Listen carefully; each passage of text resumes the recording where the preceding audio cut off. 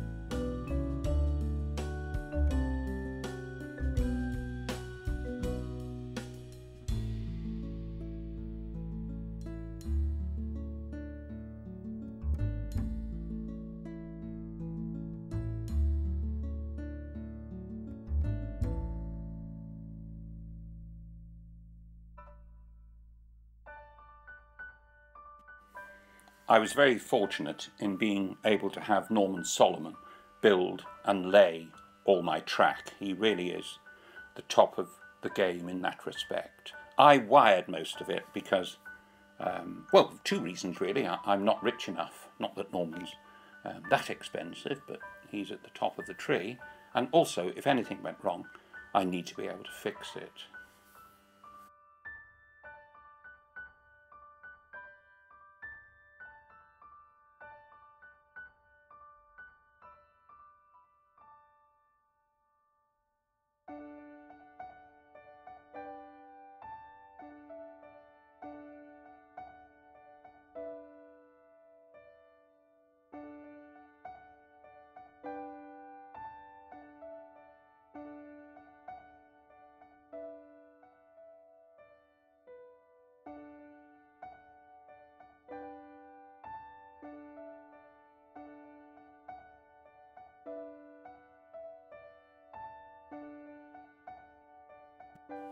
I hope you're enjoying this selection of mainline trains going by. Most of them have been made, and for the record, if the loco's big and green, I probably made it. If it's big and black, I also made it.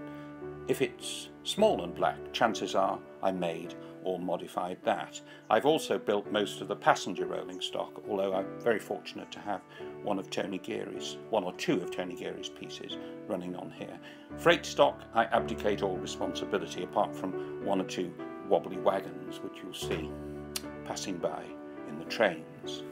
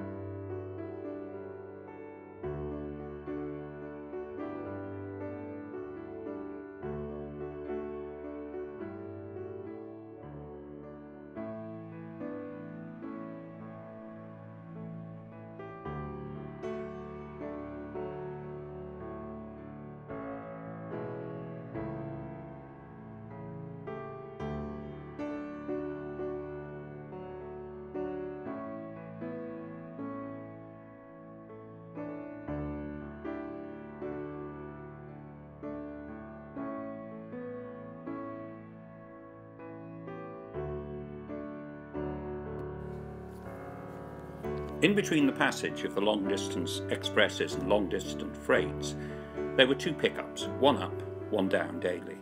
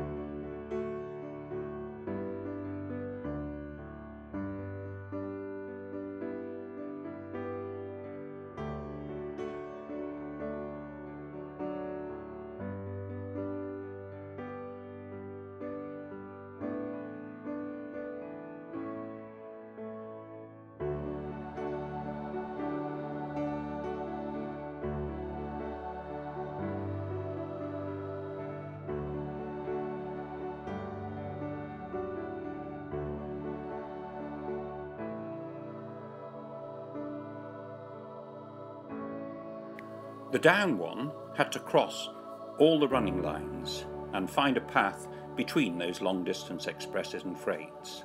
And I hope you can see, with Norman's perfect track work, that even going across all those slips and crossings runs absolutely perfectly. I insist on that.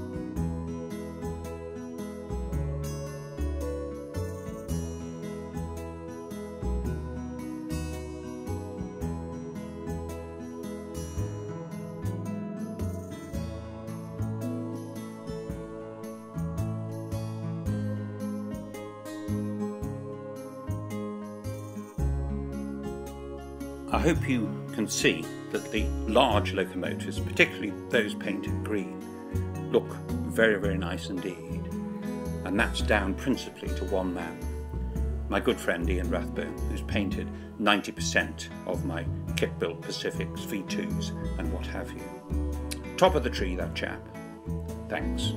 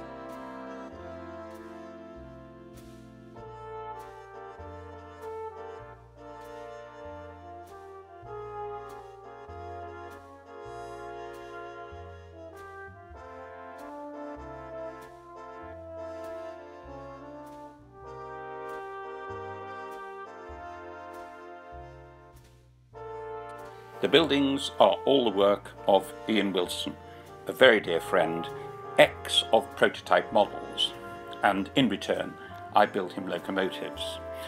A fair bit of the scenic work is mine, but I also must pay credit to Richard Wilson and to Gilbert Barnett, who did a fair bit of the grassing.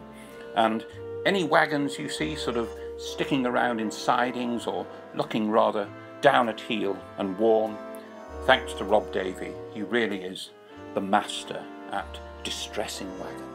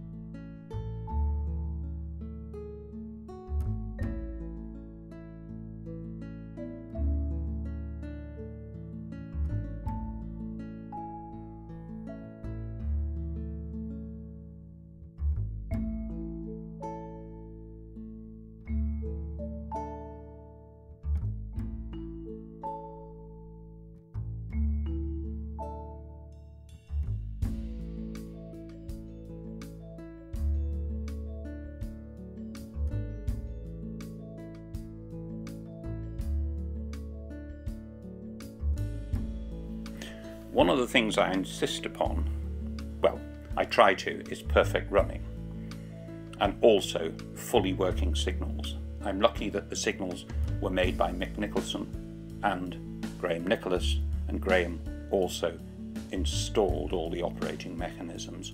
The result of horse trading, I built him a couple of locomotives. Horse trading I'm very fond of, and I'm very lucky that people tolerate me, and one or two of the locos that you'll see passing by, beautifully weathered by Tom Foster. In return, I'm helping him build loco chassis and fiddling about with coaches. But amongst us, it's a collective effort. I don't have the resources to write check after check.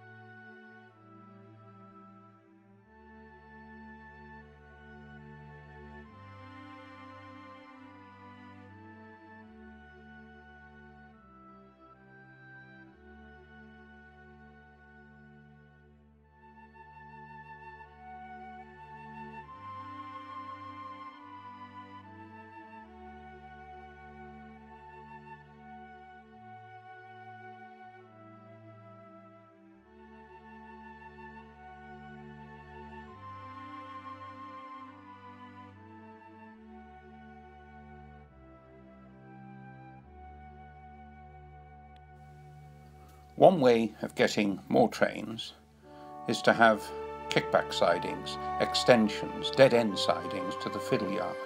This requires them to either reverse out or reverse in.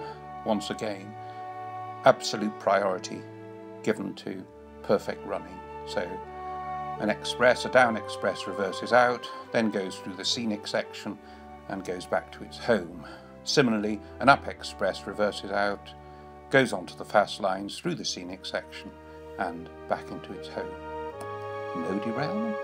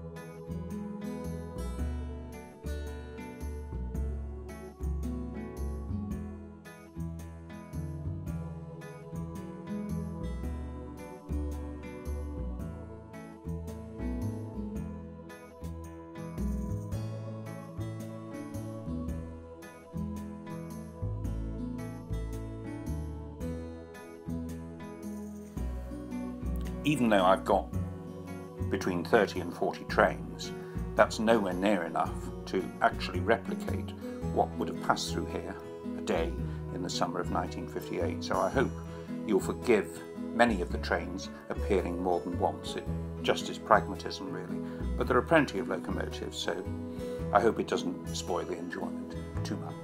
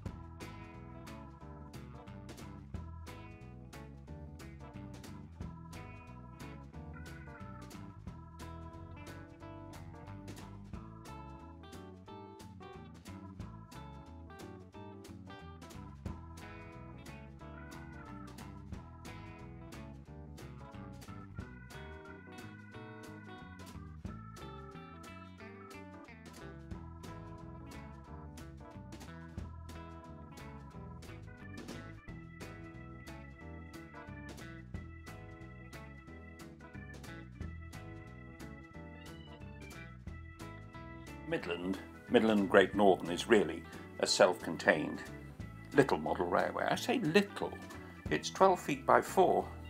60 years ago, if someone had said to me you can have a 12 foot by 4 foot train set, I'd have been very happy, but it allows me to run a selection of trains. It's far too truncated, the curves are far too tight, but I hope we can live with that and you'll forgive such outrages of modelling licence.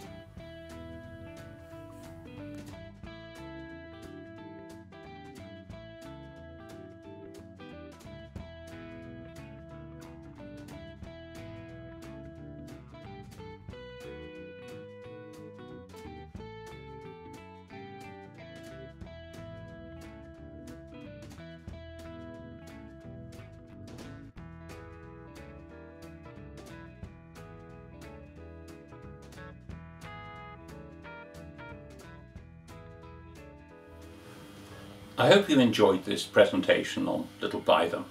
As I say, particular thanks today to Tom Foster and to Simon Roberts, who've been absolute nuggets despite my despotism and behaving like a rather bad-tempered Cecil B. DeMille. There's still a long way to go with Little Bytham, and amongst us we are working on it. But it is modelling.